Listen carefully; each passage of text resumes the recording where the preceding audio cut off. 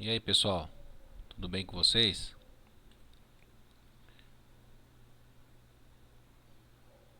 Hoje nós vamos falar um pouco de espectrometria.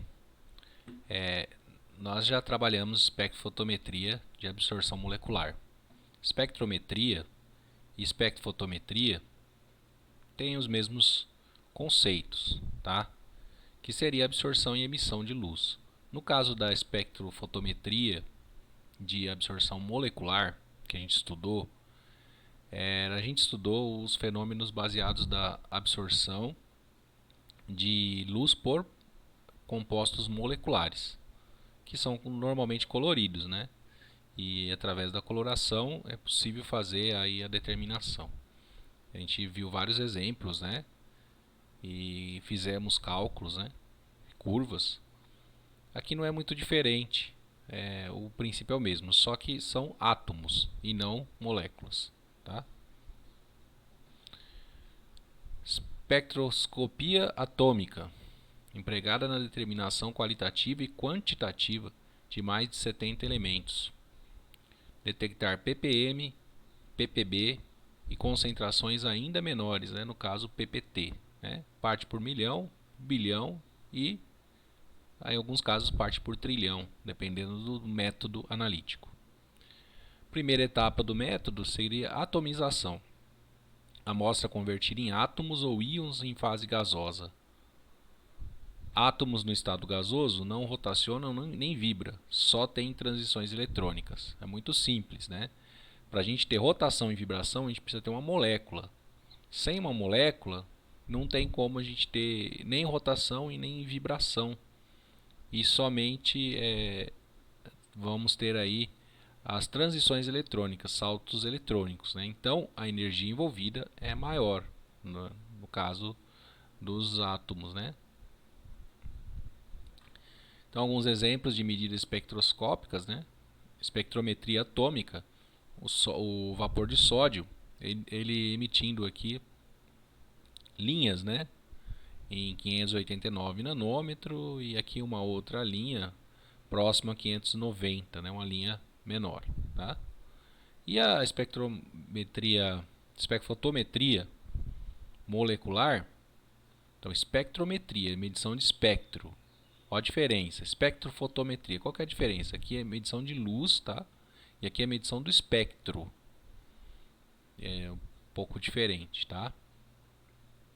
E no caso da molecular, mas a medida é a mesma, tá? Emissão ou absorção de luz, né?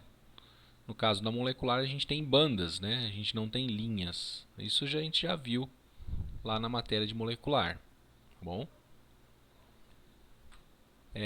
No caso da atomização, são utilizados aí queimadores, né? Existe queimador de para absorção atômica, que é desse formato aqui, tá? Um queimador em metal, normalmente um metal com cromo ou titânio, tá? E aqui um plasma, tá? Um gerador de plasma. Essa chama, ela está só demonstrada aqui, mas não é muito recomendado olhar diretamente para essa chama por causa da potência dela. Ela emite comprimentos de ondas baixos, tá?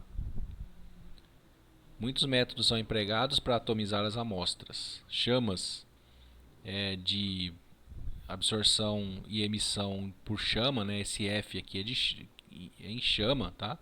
Em português, em inglês é flame, por isso que tem esse F, tá?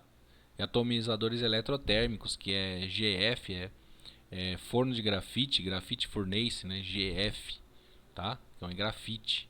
Então existem os fornos de grafite também. E o plasma que gera uma energia maior até, tá? Então aqui são os métodos de atomização. Plasma, ele gera temperatura de atomização de 6 a 8 mil graus. E aí ele é capaz de fazer a emissão, né? Os átomos conseguem fazer a emissão. No caso da chama, 1700, 3150, pode ter absorção e emissão também, tá? Eletrotérmica de 1200 a 3000, absorção, plasma de corrente contínua de 5.000 a 10.000 é emissão, arco elétrico 3.000 a 8.000 e centelha varia, a temperatura variável, mas também é alta, tá? Então a gente pode ter emissão, nesse caso aqui massa. Nesses vários tipos aqui a gente tem temperaturas altas envolvidas, né? E para ter esse fenômeno atômico precisa de temperaturas altas, tanto para formar nuvem atômica quanto para fazer excitação, né? Então são métodos diferentes do molecular, né? Totalmente diferente, até a montagem do equipamento, né? O tipo de equipamento é diferente. Os espectros ópticos eles vêm das linhas de absorção e emissão, né? Isso aqui é um exemplo clássico quando você coloca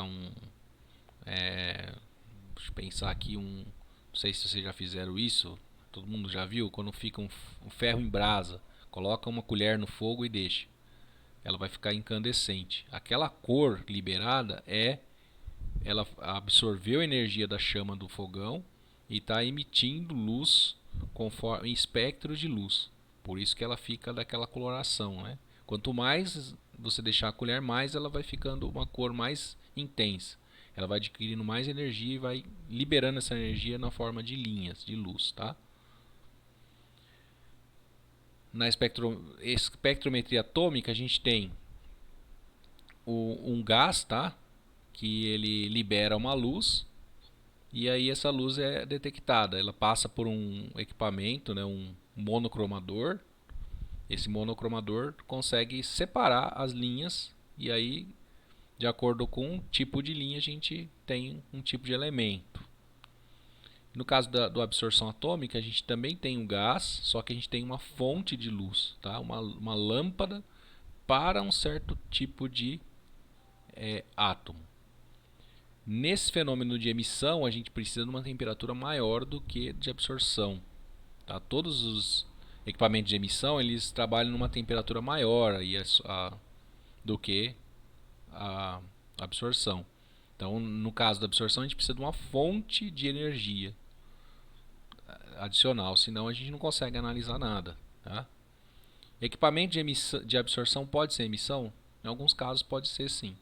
Vai depender do elemento. Tem um elemento que você tem que aplicar muita energia para ele emitir, então você não vai conseguir detectar.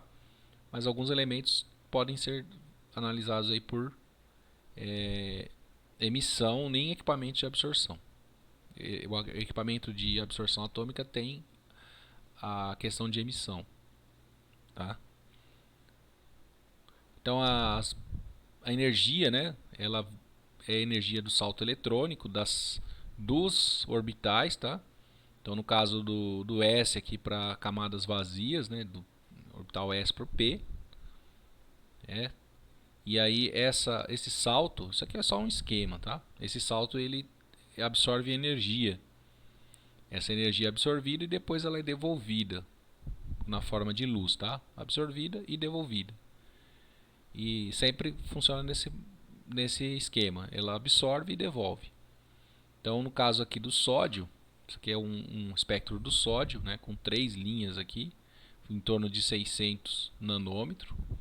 Então, ela tem aqui uma largura bem estreita, tá?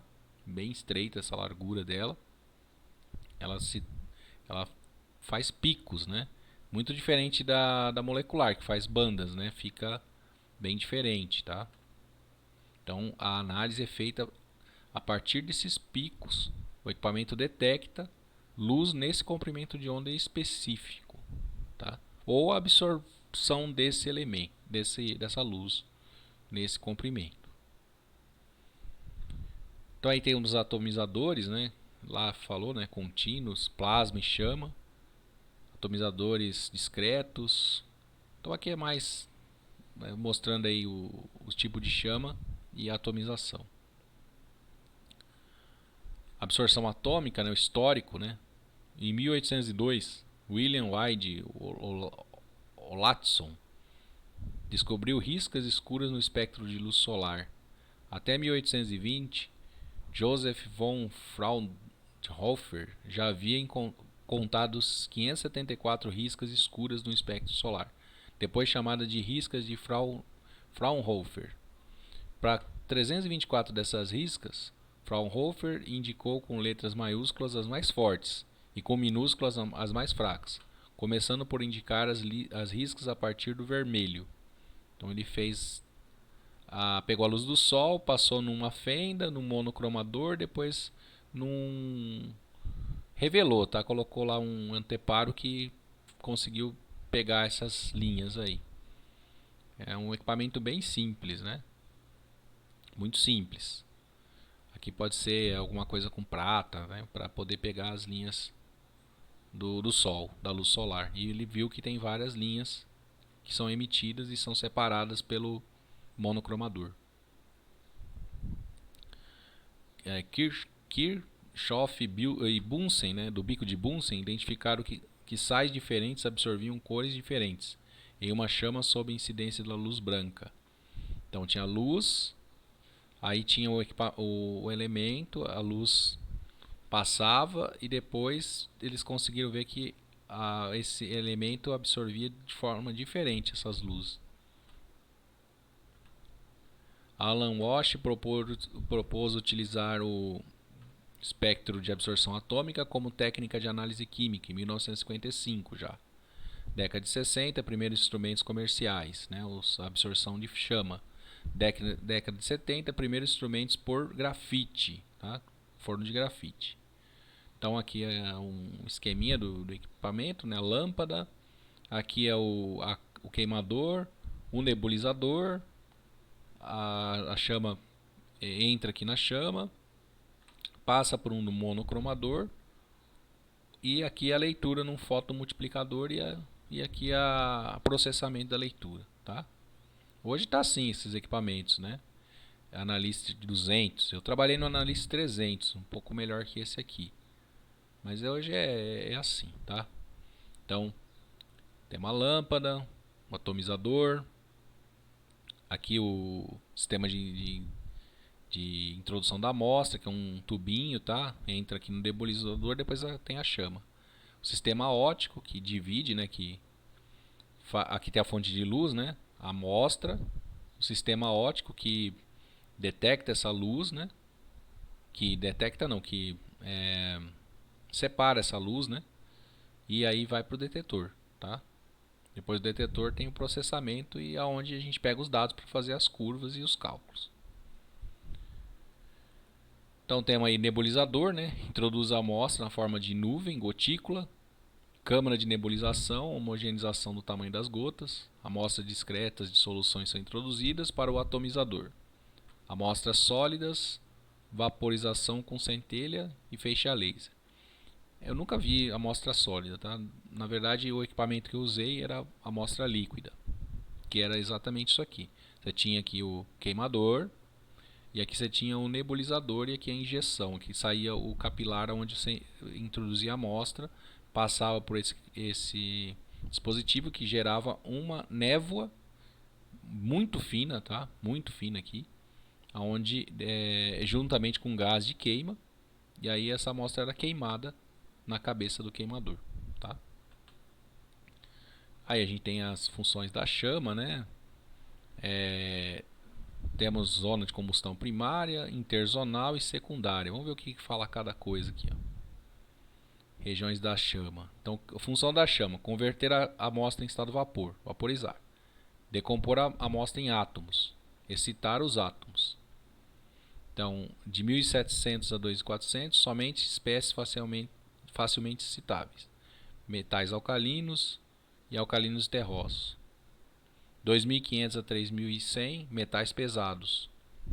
Aí tem que se usar o oxigênio e o óxido nitroso. Aí a temperatura da chama depende da zona. Ele não falou muito bem aqui, mas tudo bem. Aí temos aí os tipos de chama, né? Que tem gás ar, gás O2, hidrogênio ar, hidrogênio O2, acetileno ar é o que mais usa, tá? Acetileno. Então normalmente esses equipamentos são acetileno nesta faixa de temperatura, 2100 a 2400, né? Alguns elementos requer temperatura um pouco mais elevada, né? Os queimadores, né? Os tipos de queimadores que a gente tem: queimador para ar acetileno e queimador para óxido nitroso. E aí ela é especial, esse queimador. Até o equipamento ele não liga, né? Se você tiver com um queimador errado, ele não funciona. Para proteção, tá? Aí, equipamentos que usam absorção, eles precisam de uma lâmpada, né? Que chama de lâmpada de cátodo oco. Essa lâmpada, na verdade, ela emite comprimentos de onda igual o comprimento de onda que você vai analisar. No caso do sódio lá, que era em torno de 590, você vai ter uma lâmpada que vai estar emitindo luz em 590, que é a luz característica do sódio, tá? Então aqui são as lâmpadas que o equipamento usa, né? Depois eu vou mostrar uns vídeos na prática aí para vocês. Hoje é só uma introdução. A gente já falou de espectrofotometria. Agora eu estou falando de absorção e emissão. É praticamente as duas coisas hoje, tá? E aqui no final, eu acho que é a última tabela, né? Falando aqui das análises, né? Vamos pegar aqui, é o limite de detecção em nanograma por ml de alguns elementos em espectrometria atômica. Vamos pegar uns 3 exemplos aqui. Por exemplo, se a gente for analisar a prata, a absorção atômica em chama, a gente tem 3 nanograma. Eletrotérmica 0,02, né, que é o forno de grafite aqui no caso. Emissão em chama, a gente consegue ter 20 nanograma. ICP 0,2. ICP-MS 0,03, ó, bem baixa aqui, ó, muito baixa, tá? Então é o mais sensível, né? Vamos pegar aqui um outro caso, vamos pegar o chumbo, ó, o chumbo. A absorção atômica em chama, ele fala em 5 nanogramas por ml. Por ml, tá, tudo bem. Aí ele fala de eletrotérmica 0,2, né? Vou tentar transformar isso para ppm, miligrama por litro, é melhor, né? Deixa eu ver, nanograma 10 a menos 9. Nossa, como que eu vou fazer essa conversão aqui? 10 a menos 9. 10 a menos 9 vezes, se eu multiplicar por 9, vai dar micrograma por litro. Tudo isso? 5 micrograma por litro. 5 micrograma. 5 micrograma por litro. Ou eu tô achando meio baixo esse limite aqui, mas tudo bem, é o que está na tabela, né? Se for microgramas aqui, vai ficar, se eu multiplicar por 1000, eu vou ter aqui nano vai passar para micro, 10 a menos 6, e aqui vai ficar litro. Se eu quiser trabalhar com mili, eu vou ter que dividir por 1000, então seria 5 vezes 10 a menos 3 miligrama por litro, essa aqui, ó. 5 vezes 10 a menos 3 miligrama por litro, limite de detecção. Ou 0,005 miligrama por litro. Por isso que ele passou para nanograma, para ficar mais fácil de ler, tá? Aí depois vocês podem tentar fazer essa conversão aí, ó. Então no caso, é para a gente ver qual que é o melhor, né? No caso do chumbo, a absorção atômica em chama, ele fala em 5 nanograma. Em eletrotérmica 0,2, emissão 200, ó, aumenta, né? E ICP-1 um pouco mais baixo e ICP-MS muito baixo, né? 0,07, bem baixo mesmo. Vamos ver um outro elemento aqui, não, sódio, não, cádmio. Cádmio é interessante. Cádmio ele é bem baixo, 1 já na absorção. Eletrotérmica 0,02. Emissão ele não é muito bom para analisar, 2000. E ICP-MS 0,003 nanograma por ml, bem baixo. Então aqui, ó, essa tabela serve para quê? Para vocês, por exemplo, selecionar um método, né? Compra um equipamento, por exemplo. Olha, você precisa fazer uma análise de chumbo no batom, num cosmético. Aí fala, pô, tá bom. E qual que é o equipamento que você vai selecionar? Qual que é o limite que você precisa analisar? Olha, no batom pode ter 5 miligramas. Tá, 5 miligramas por quilo de batom. Aí você seleciona, vê qual que vai ver que tamanho da amostra vai usar. Pô, eu vou usar absorção, é muito alto. Ah, vamos usar então eletrotérmica. Ah, ok, atende. Só que assim, daqui para cá aumenta absurdamente o custo, tá? Do equipamento desse aqui, ó. O emissão e absorção às vezes é o mesmo equipamento. O eletrotérmico, que é forno de grafite, pode ser é o mesmo equipamento. Você compra hoje uma absorção atômica, ele tem um módulo que ele vira o forno de grafite, tá? Existe um outro aqui que não fala aqui, tá? Que é o gerador de hidretos, que também é um módulo que você instala, mas eu nunca trabalhei, deve ser bem difícil de trabalhar. Mas você também instala no equipamento. E mais esse equipamento ICP aqui, tanto o próprio ICP sem ser ICP MS, que eu vou falar um pouquinho sobre MS depois, tá? É muito caro, tá? São equipamentos caríssimos aí. Então, na prática era isso mesmo, tá? Não tem muita coisa assim para explorar. Eu vou depois passar duas práticas, duas análises de ICP e de três, na verdade. ICP, chama, emissão em chama, que é um equipamento só de emissão em chama. Inclusive tem lá na ETEC, lá no laboratório. E absorção. Na próxima aula eu vou passar esses vídeos e a gente vê um pouco na prática essas análises e a gente comenta sobre as aplicações, tá bom? Então, por hoje é isso aí, tá, pessoal? Eu vou deixar o material aí para vocês estudar depois. Até.